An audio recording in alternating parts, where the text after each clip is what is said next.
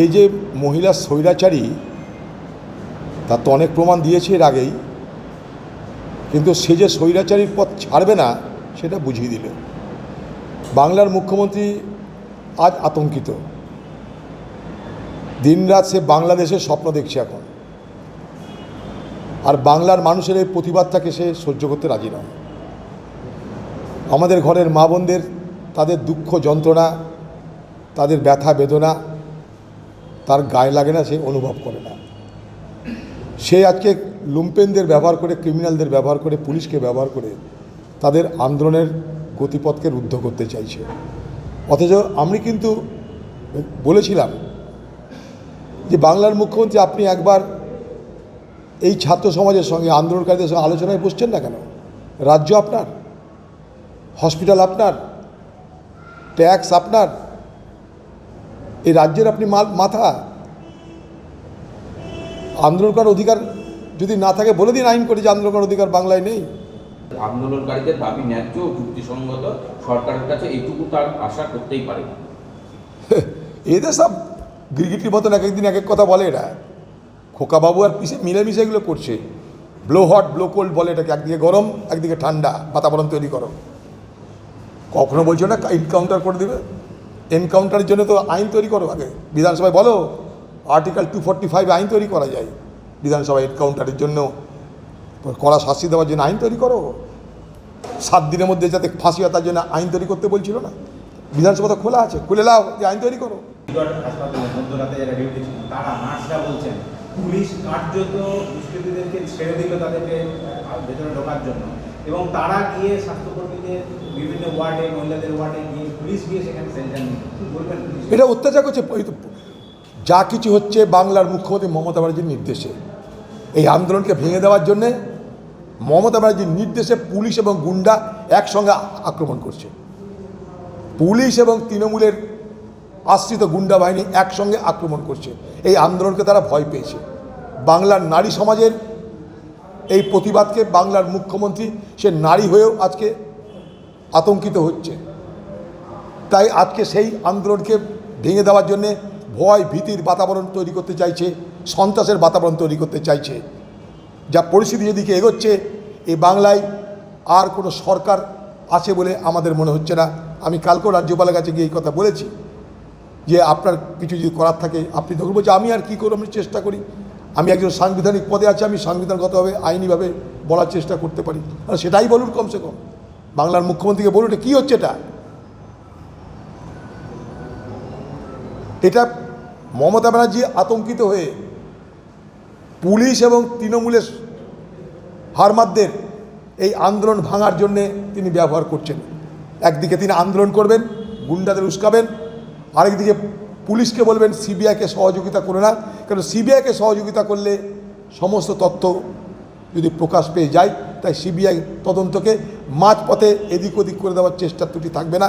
আরেকদিকে মৃতের পরিবার, তাদের উপরেও নেমে আসছে প্রবল চাপের বাতাবরণ।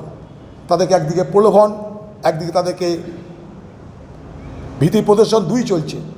তৃণমূলের সেখানকার স্থানীয় এমএলএ তাদেরকে তাদের বাড়ি গিয়ে তাদেরকে ম্যানেজ করার জন্য আপ্রাণ চেষ্টা করেছে, তাদেরকে পয়সা কড়ি দিয়ে ম্যানেজ করার চেষ্টা করেছে, এবং তারই কারণে বাংলার মুখ্যমন্ত্রী সেখানটায় তাদের বাড়িতে গিয়ে শেষ বোঝানোর চেষ্টা করেছে যাতে এদিক ওদিক করে দেওয়া যায়। সব কিছু যখন ব্যর্থ, তখন বাংলার মুখ্যমন্ত্রী সন্ত্রাসের আশ্রয় নিয়েছে। এই যে মহিলা স্বৈরাচারী তার তো অনেক প্রমাণ দিয়েছে এর আগেই, কিন্তু সে যে স্বৈরাচারীর পথ ছাড়বে না সেটা বুঝিয়ে দিল। বাংলার মুখ্যমন্ত্রী আজ আতঙ্কিত। দিনরাত সে বাংলাদেশের স্বপ্ন দেখছে এখন, আর বাংলার মানুষের এই প্রতিবাদটাকে সে সহ্য করতে রাজি নয়। আমাদের ঘরের মা বোনদের তাদের দুঃখ যন্ত্রণা, তাদের ব্যথা বেদনা তার গায়ে লাগে না, সে অনুভব করে না। সে আজকে লুম্পেনদের ব্যবহার করে, ক্রিমিনালদের ব্যবহার করে, পুলিশকে ব্যবহার করে তাদের আন্দোলনের গতিপথকে রুদ্ধ করতে চাইছে। অথচ আমি কিন্তু বলেছিলাম যে বাংলার মুখ্যমন্ত্রী আপনি একবার এই ছাত্র সমাজের সঙ্গে, আন্দোলনকারীদের সঙ্গে আলোচনায় বসছেন না কেন? রাজ্য আপনার, হসপিটাল আপনার, ট্যাক্স আপনার, এই রাজ্যের আপনি মাথা। আন্দোলন করার অধিকার যদি না থাকে বলে দিন আইন করে যে আন্দোলন করার অধিকার বাংলায় নেই। আপনি বলছেন সিবিআইকে দাবি করব কি রবিবারের মধ্যে ফাঁসির ব্যবস্থা করতে।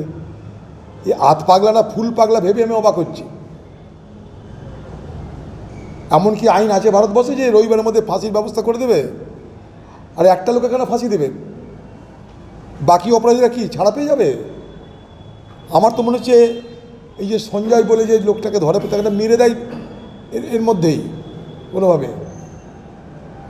সিবিআইয়ের কাস্টডিতে থাকলে ভালো, কিন্তু সেখানেও যেন সেই সিভিক ভলেন্টিয়ারটাকে মেরে না দেয়, আমি আশঙ্কা প্রকাশ করছি। সিবিআইয়ের কাস্টডিতে না গেলে তো কথা তো মেরেই দিত। কারণ লক্ষ্য একটা যে সমস্ত কিছু বাকি যা অপরাধী আছে তাদেরকে বাঁচানোর লক্ষ্য মুখ্যমন্ত্রী এখন। বাকি অপরাধীদের মধ্যে তৃণমূল দলের বড় বড় রথী মহারথীদের যোগ থাকার সম্ভাবনা প্রবল থেকে প্রবলতর হচ্ছে।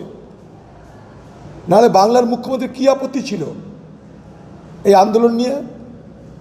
বাংলার মুখ্যমন্ত্রী কিসের আপত্তি ছিল বিচার নিয়ে? আন্দোলনকারীরা কী চেয়েছে তার কাছে? ন্যায় বিচার চেয়েছে। তার কাছে টাকা পয়সা ধন দৌলত কিছু চাইনি, কিন্তু আপনি তাদের পরিবারকে 10 লক্ষ টাকা ঘুষ দিয়ে ম্যানেজ করতে চাইছেন কেন? কেন ম্যানেজ করতে চাইছেন তাদেরকে? কারণ আপনি জানেন এই অপরাধের তথ্য যদি প্রকৃতপক্ষে ফাঁস হয়ে যায় তাহলে আপনার দলের অনেক রাঘব বলরা বিপদে পড়ে যাবে। আপনি তাদেরকে রক্ষা করতে চাইছেন, তার জন্যেই আপনি নানা রকমের অঙ্গভঙ্গি করে এখন বাতাবরণটাকে ঘোরাতে চাইছেন। আপনি চেষ্টা করবেন আগামী দিনে রুগী পেশেন্ট ভার্সেস আন্দোলনকারীদের মারামারি লাগাতে চেষ্টা করবেন। এটা আমি আগেই বলেছি, 3 দিন আগে বলেছি আমি এই কথা। এবং আপনি অপরাধীদের বাঁচানোর জন্য ময়দানে নিজে নেমে গেছেন। আপনি আন্দোলন করতে চাইছেন, কিসের জন্য আন্দোলন করবেন আপনি? এই বাংলার একটা ঘরের মেয়ে, তাকে নৃশংসভাবে ধর্ষণ এবং খুন করা হলো। আপনি তো একটা মহিলা, তার যন্ত্রণা আপনি বুঝতে পারছেন না? আপনার নিজের কোনো সন্তান সন্ততি আছে কি না যা আমার জানা নেই, কিন্তু এটা তো যে কোনো মানুষের আবেগের প্রশ্ন। আমাদের কষ্ট হচ্ছে, দুঃখ হচ্ছে তাদের কথা ভেবে। আপনার হচ্ছে না? আপনি এত নিষ্ঠুর হয়ে যাচ্ছেন কি করে? অবাক লাগছে আমার।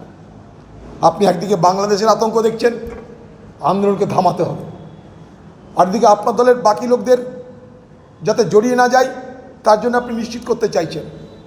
আপনার গোটা ব্যবস্থাটা পচনশীল হয়ে গেছে।